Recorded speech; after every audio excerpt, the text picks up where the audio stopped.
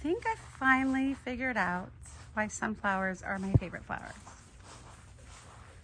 So I've always loved sunflowers, and I have always tried to grow them, and I've done a good job, but nothing like here.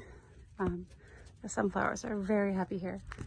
But interestingly enough, sunflowers, throughout the day, they shift directions to follow the sun, and they adapt where needed so they can get the right amount of sun and to flourish and grow. So today, as I was watching them, I think I realized why I like them so much, is because I feel like that is something that I've always wanted to strive to be, is something that adapts and does what she needs to grow and follows the sun for sure. I think I figured that one out by trying to live in Seattle twice, unsuccessfully through the winters.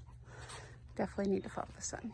But just was thinking, I wanted to share that in case anyone else has an obsession with sunflowers like I do. They're literally, I plant them everywhere.